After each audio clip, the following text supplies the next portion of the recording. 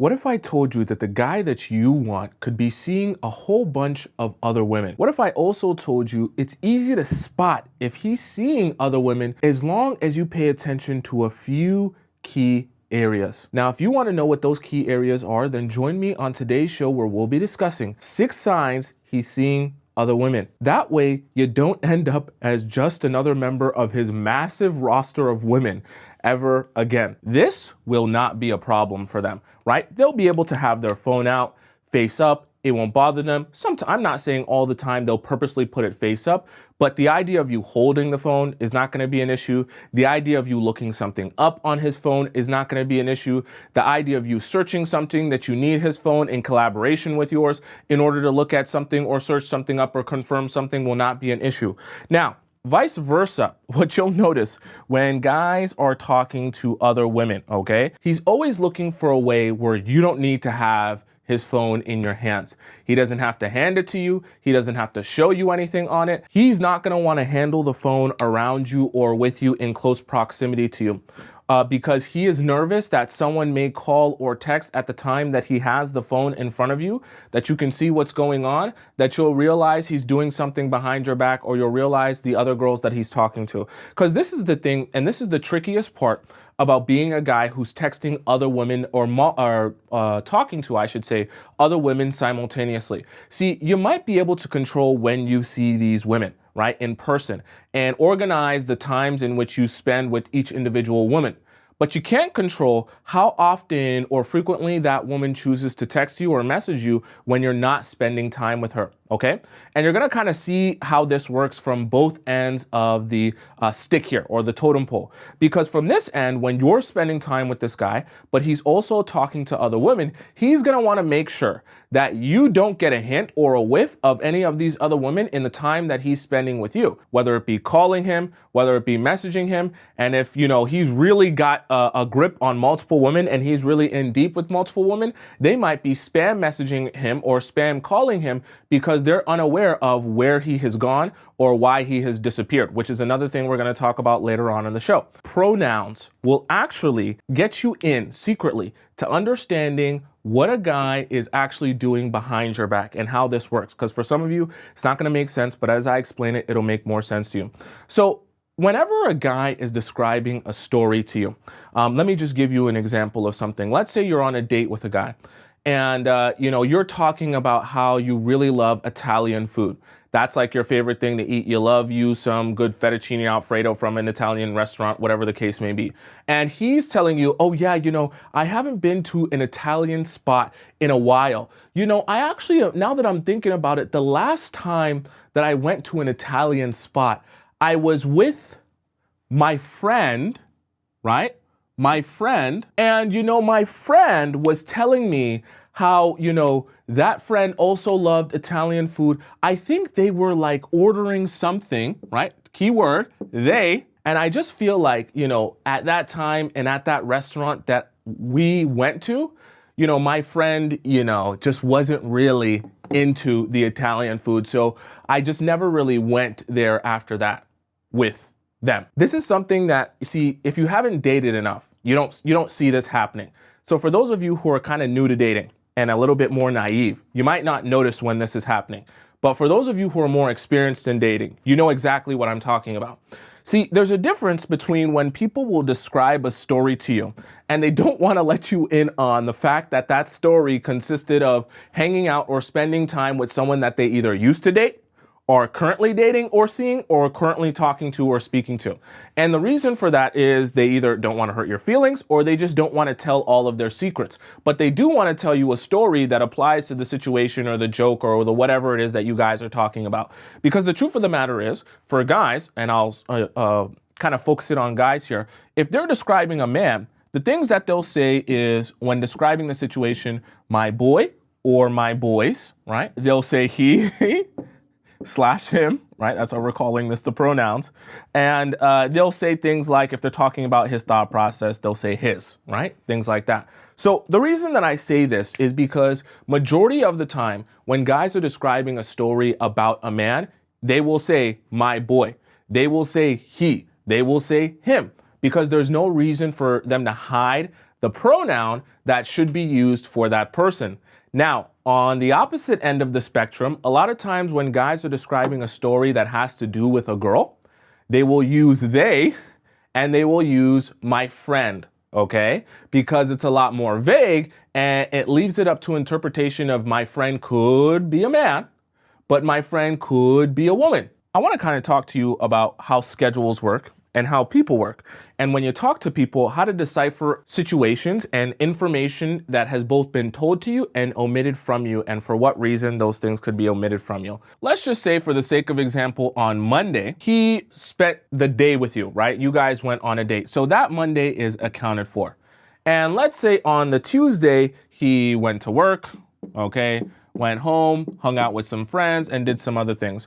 But let's say, for the sake of example, that on this Sunday, he seems to always be gone. He doesn't message you on that Sunday. He doesn't call you. You don't really hear from him. You don't see a story from him. And even if you guys will go on a date on a Tuesday one time, you'll go on a date on a Wednesday another time, you'll go on a date on even a Thursday other time. So in terms of his inconsistency, he's actually inconsistent with you in a very consistent way. When guys are taking these disappearances, right, on a regular basis, and on these random days, they'll just go missing in action, right? Even if it's not necessarily just a scheduled day, but on random times, he'll disappear from you and you just won't be able to account for what he's doing at that time. And then he'll come back like nothing ever happened. Make sure you take note of that, okay? And we're gonna even talk about that a little bit at the end as well. Make sure you take note of this and these random occurrence disappearances. See, this is different from a guy who's hot and cold with you, okay? And I'm gonna describe to you how it's a little bit different. See, a guy who's hot and cold with you will seem like one day he's really interested in you, and then talking to him a couple days later, it'll seem like he's not that interested in you, right? He'll pull back some of that energy. But these guys with their disappearances, when we're talking about a guy who's talking to other women, he will disappear on you randomly. And then all of a sudden, when he comes back after his disappearance, he'll give you the same amount of energy. He'll give you the same amount of focus, and he'll give you the same amount of attention. However, you'll be thinking in your mind, wait, where did you go? You were gone for a day, or you were gone for 2 days, or you were gone for whatever. What happened? And he'll just be like, oh, I was just, doing nothing, really, just chilling. How are you? I missed you so much. It was so good to see you last Monday, and I want us to go out on a date again. I want that to be something where you take it in and you observe it and you say to yourself, something is happening here. Because guys don't do this disappearing act for no reason. And I'm going to connect this to you to our first point that we discussed. Remember how I talked to you about how if you're with a guy and he's talking to other women, he's going to make sure that his phone is as far away from you as humanly possible, that you don't touch it, you don't see what's going on, and no one can reach him while he's with you. Now, that's if you're spending time with him and he's talking to other women while you're spending time with him. But think about how that looks from the opposite end of the spectrum if we're talking about the women that are not with him while you're with him. And think about how that would look if you were in their position. What do I mean by that? When you're not spending time with this guy and he's talking to other women, when he's on those dates with those other women, his phone is also away. His phone is also face down. His phone is also on do not disturb.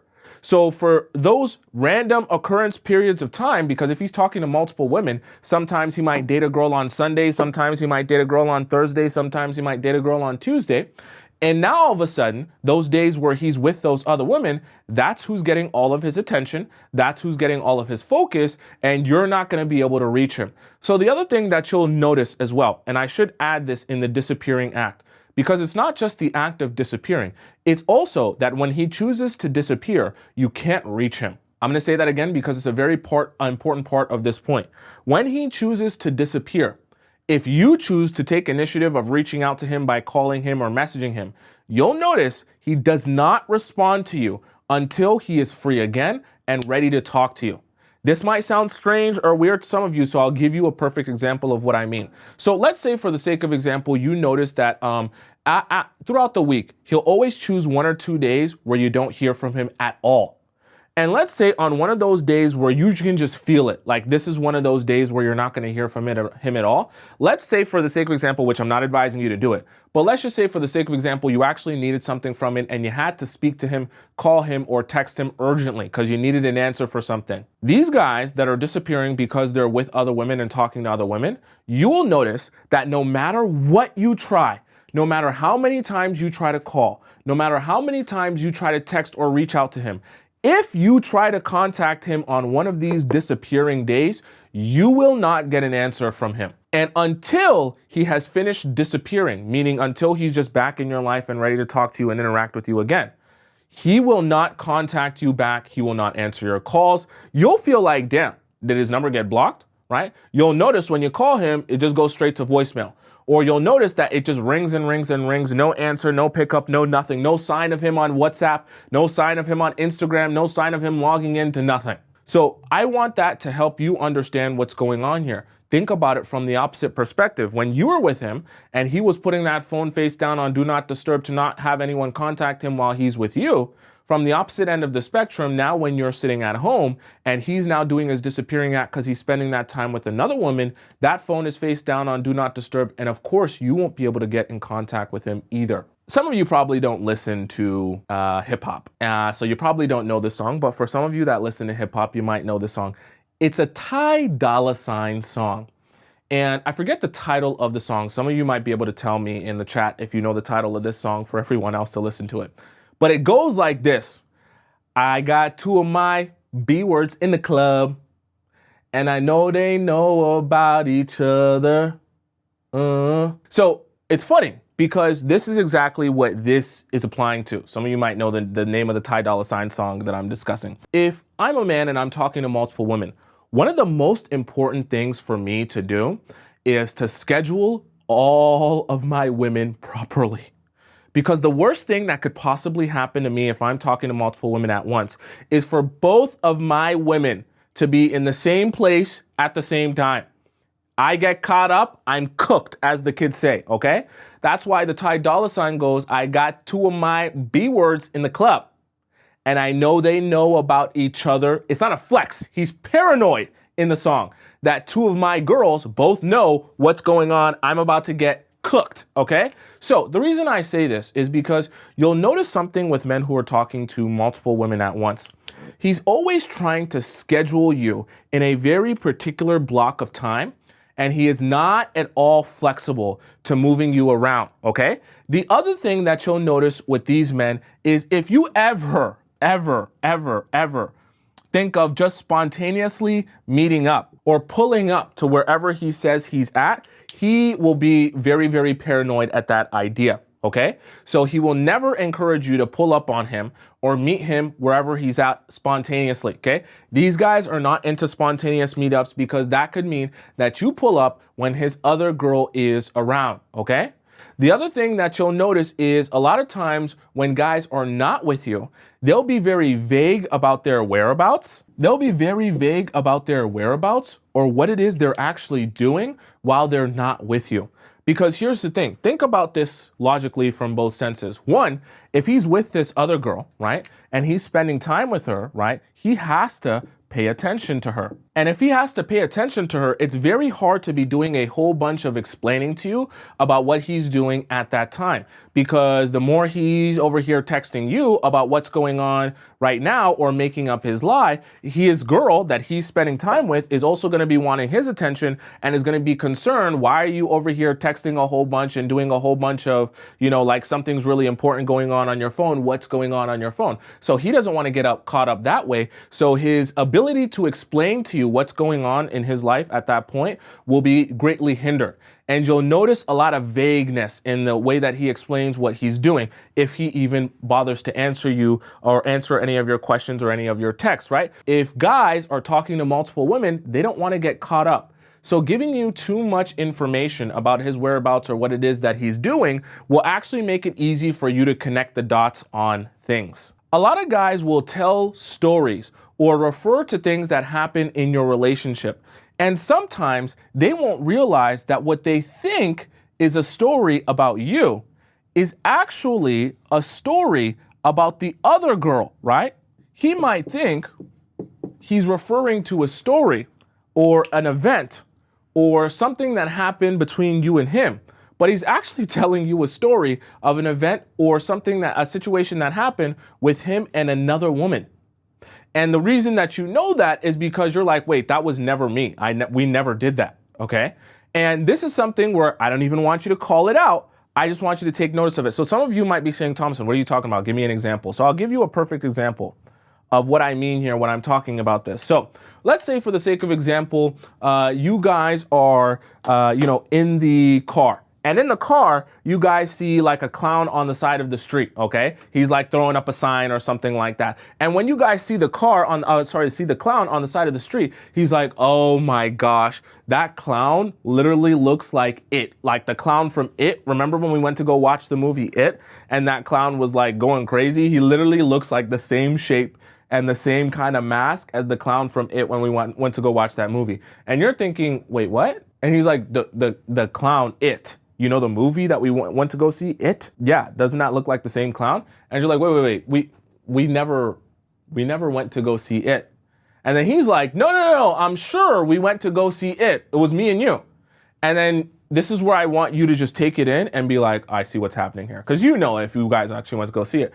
You say, oh, yeah, he kind of does look like It. Just ignore it, right? And just move on. He kind of does look like It. You're right. He does look like It. And I want you to take the information in, right? Don't make him aware that you've just caught him, but take the information in and say, clearly something is going on. Because if you're actually genuinely mistaking, thinking that me and you went to the movie theater and me and you never went to the movie theater, and you're even thinking that this happened recently, that clearly means you're seeing or speaking to someone else, either one person or multiple people, to the point where you can't even pinpoint which experience was with which person.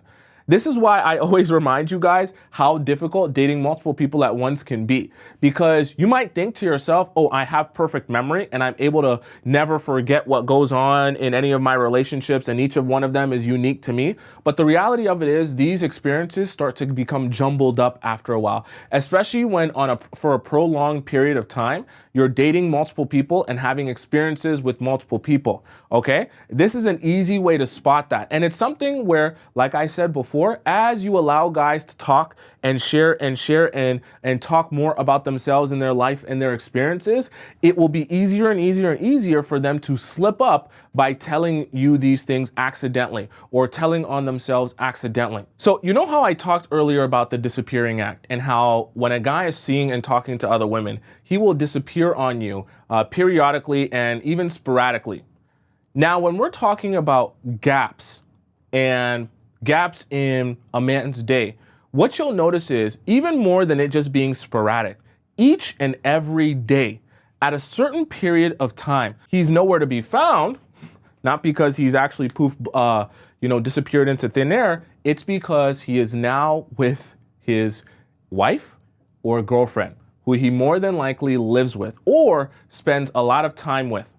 And when he's with this woman, he absolutely cannot risk you contacting him, you calling him, you texting him, you sending him Instagram DMs, nothing. These gaps obviously will be very, very consistent, because for the most part, if this is his serious girlfriend or his wife, he will obviously be seeing her on a consistent basis, right? Some of you also say family dinner, right? Family dinner is 100% true, right? Family time, 100% true.